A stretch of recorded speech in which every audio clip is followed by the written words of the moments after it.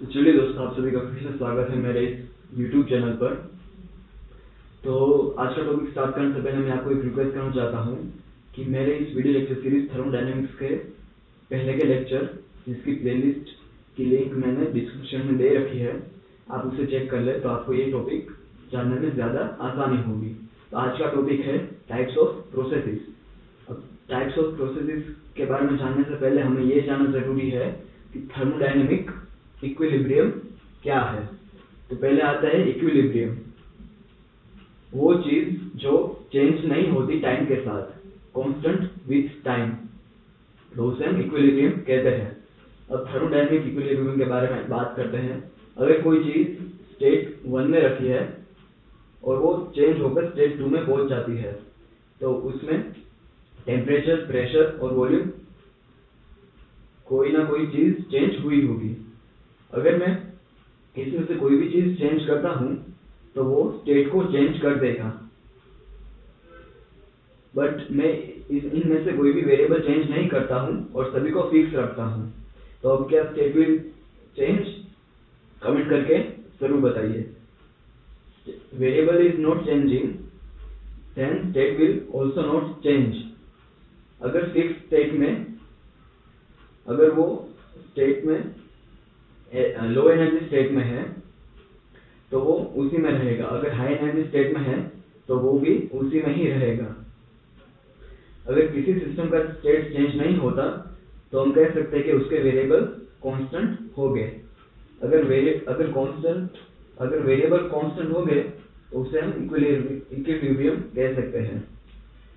Thermodynamic equilibrium के पास energy, temperature और volume जो सिस्टम में होते हैं, अगर वो चेंज नहीं होते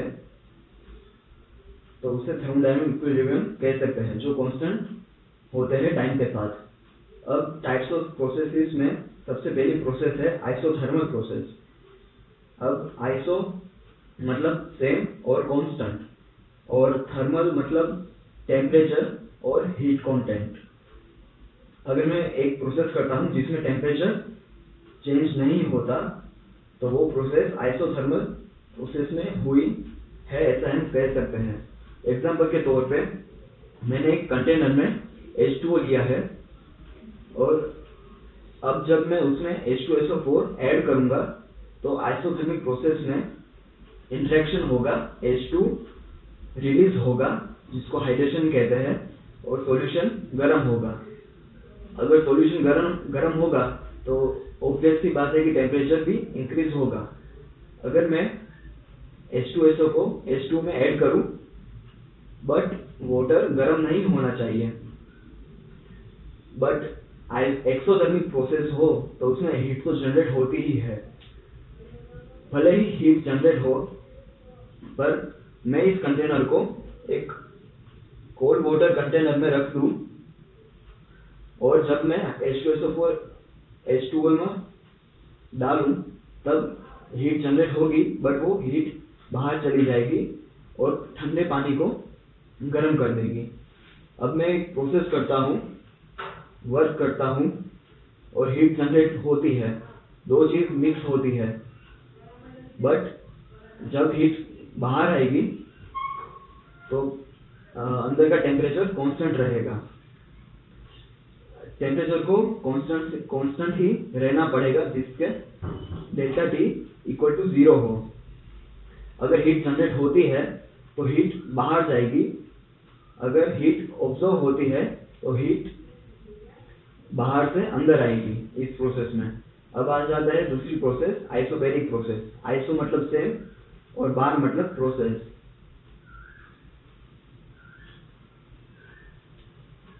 अगर कोई भी चीज कांस्टेंट प्रेशर में हो तो उसे हम आइसोबैरिक प्रोसेस कहते हैं। यहाँ पे देख सकते हैं कि मैंने कंटेनर में गैस मॉलिक्यूल लिए हैं और जिसके ऊपर मैंने पिस्टन से बंद कर दिया है, और आप और एग्जांपल ले सकते हैं जैसे कि पिचकारी जो वेटलेस हो और फ्रिक्शनलेस हो।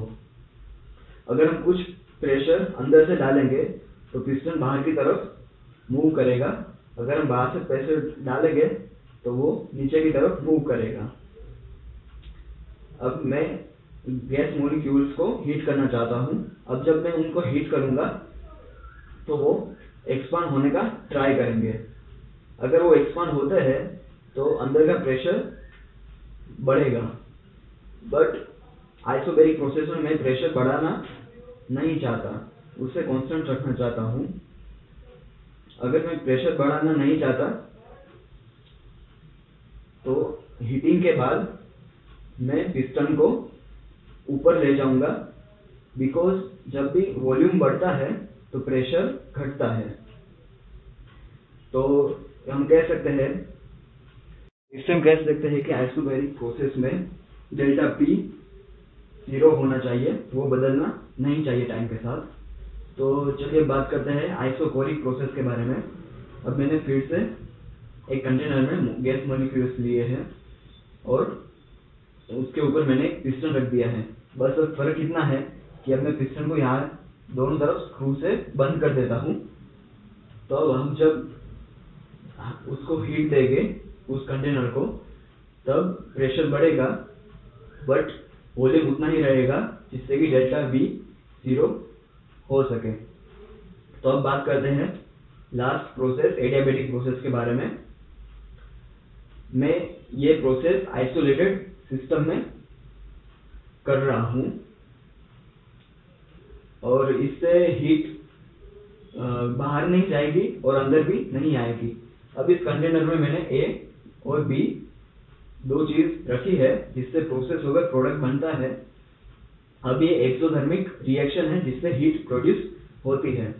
अगर हीट बाहर की साइड नहीं आएगी तो वो अंदर ही रहेगी और इससे अंदर का टेम्परेचर बढ़ेगा। अगर जो प्रोसेस एडियाबैटिक प्रोसेस है बट सिस्टम आइसोलेटेड है तो वो process adiabatic and isolated system में करी गई कहलाएगी।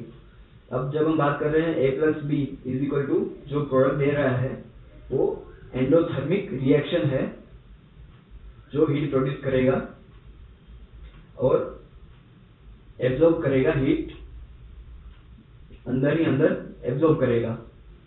तो जब एक्सोथर्मिक प्रोसेस होती है तब टेम्परेचर बढ़ता है सिस्टम का, और जब एंडोथर्मिक प्रोसेस होती है तब सिस्टम का टेम्परेचर कम होता है।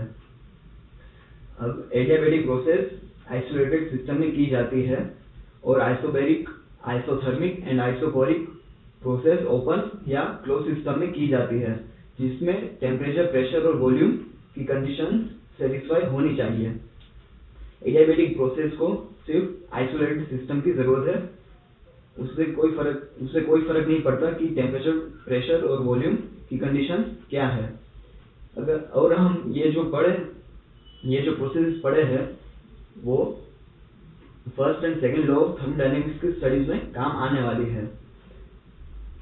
तो आशा करता हूँ कि आप मेरे अगले वीडियो लेक्चर रिवर्सेबल और इरिवर्सेबल प्रोसेसेस का वेट करेंगे। अगर आपने ये वीडियो लास्ट तक देखी है तो प्लीज़ लाइक करें, सब्सक्राइब बटन को क्लिक करें अगर नए हैं तो, ज़्यादा से ज़्यादा अपने फ्रेंड्स में शेयर करें ये वीडियो सीरीज लेक्चर, और बेल नोटिफिकेशन आइकन को ज़रूर दबाएं ऐसे ही अपडेटेड वीडियोस के लिए। Thank you.